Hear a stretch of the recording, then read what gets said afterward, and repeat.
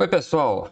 Bom, na aula anterior, nós vimos como que a gente faz a criação de variáveis e eu comentei um pouco aqui sobre objetos, sobre funções e tudo mais.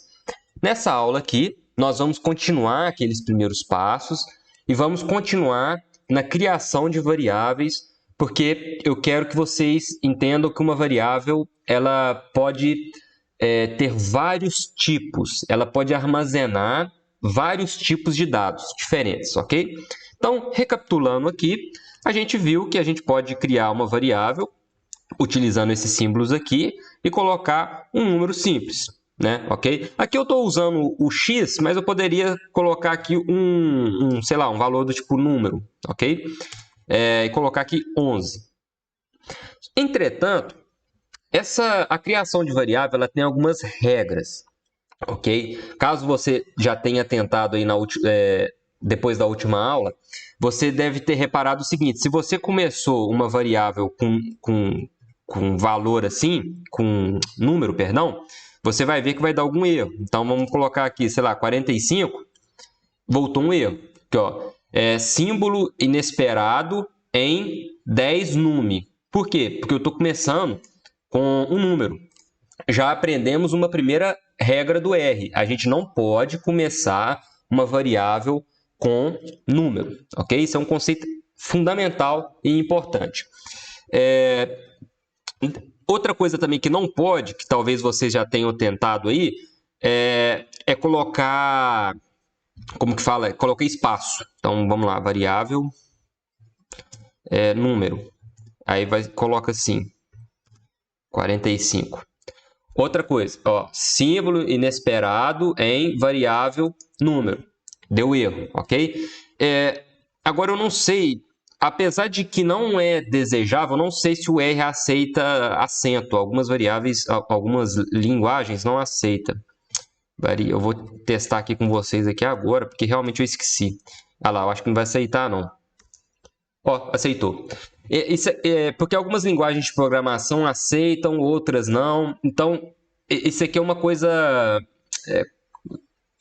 complexa, porque eu já vi gente utilizar nome de variável, principalmente programador iniciante, utilizar nome de variável com acento. Gente, aqui não é uma... É importante o seguinte, aqui não é uma escola de português, tá?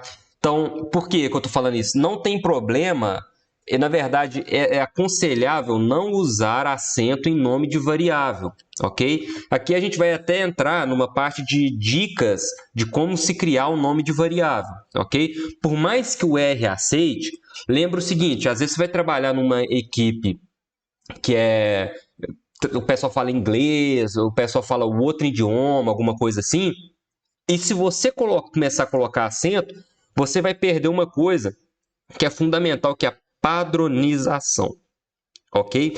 Então, reparem o seguinte, que eu estou tão acostumado a criar variável que o tempo todo que eu estou escrevendo aqui, vocês reparem que eu estou fazendo letra minúscula. Ou seja, reparem que em momento nenhum eu coloquei uma variável com letra maiúscula. Então, tipo assim, eu não coloquei número com a primeira letra com maiúscula e colocar aqui um valor, por exemplo, 12. Por que isso aqui é importante? Eu acabei de criar uma variável aqui que chama número também, assim como essa aqui, só que eu coloquei aqui o N maiúsculo. Isso aqui, o R, ele é o que a gente chama de case sensitive, que é o seguinte, uma variável, se eu mudar uma letrinha aqui e colocar ela maiúscula, ela armazenou uma variável diferente. Por que é importante a padronização? Aqui você já deve ter tido a sacada. Por que eu estou falando isso? Porque é o seguinte, imagina que cada um cria uma variável de um jeito. Do tipo, um cria com a primeira letra maiúscula, outro cria com letra minúscula, um coloca acento, não coloca acento. Imagina a bagunça que vira. Então, por exemplo, eu vou criar aqui variável, eu vou colocar aqui, sei lá, outro valor, 12. Olha aqui, eu tenho duas variáveis, uma com acento e uma sem acento. Uma com letra maiúscula, outra com letra tudo minúsculo. Por padrão, nós aconselhamos o seguinte: letras minúsculas e variáveis com nome curto, ok? E é o seguinte, quando a gente precisa separar duas palavras, a gente usa esse símbolo aqui de underline, ou tracinho baixo, enfim, eu conheço esse aqui como underline, eu já vi outras pessoas chamando de outro nome. Então, por exemplo, eu quero criar uma variável que chama COD IBGE, por exemplo. Então, vamos lá, COD IBGE.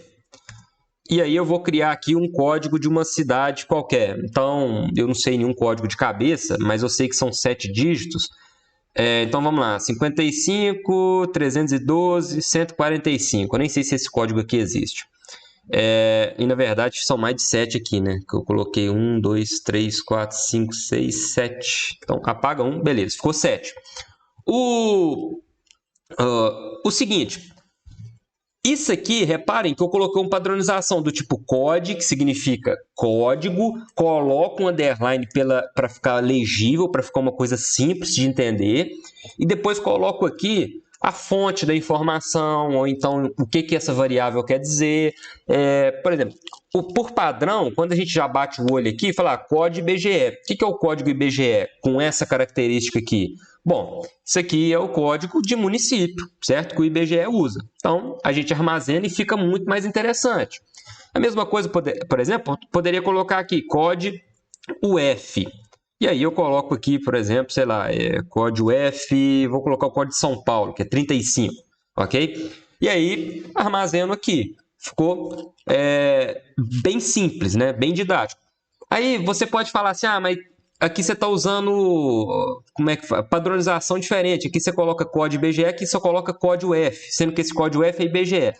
Gente, assim, né?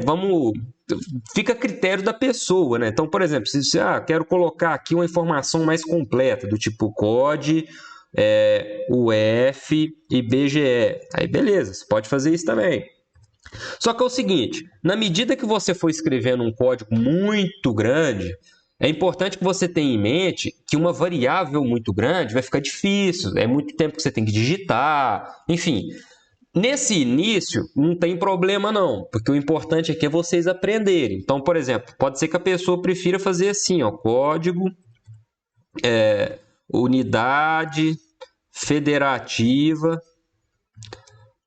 aí digita até Instituto Brasileiro de Geografia e Estatística, não tem problema não, mas sei lá, IBGE.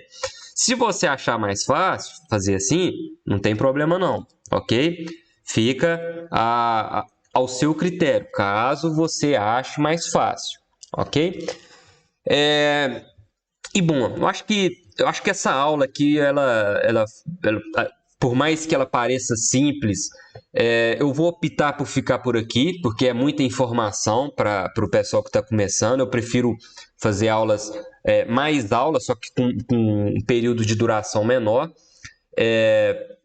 Mas, enfim, são conceitos fundamentais que eu preciso de colocar para vocês desde o início, para que depois, lá na frente, quando a gente já começar a ficar avançado, isso aqui fique consolidado. Então, assim, por que você só usa variável com letra minúscula e tudo mais, a padronização? Porque isso aqui é muito importante.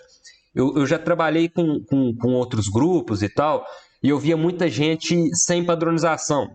Sério, uma vez eu peguei um banco que estava do tipo assim, olha a variável, o jeito que estava. Estava assim, ó, questionário das pessoas, sei lá, selecionadas, por exemplo, selecionadas. Olha essa variável, sabe? Então, tipo assim, a pessoa colocou letra maiúscula conjuntando das com pessoas, tava um horror. Eu fiquei um dia inteiro só repadronizando, renomeando variável. Então, assim, que a pessoa ela estava começando, a pessoa assim, ela não tinha esse tato que eu estou tentando passar para vocês. E como eu já vivi isso, para evitar que isso aconteça com vocês, eu já prefiro gastar uma aula só falando dessa questão da padronização, que ela é muito importante.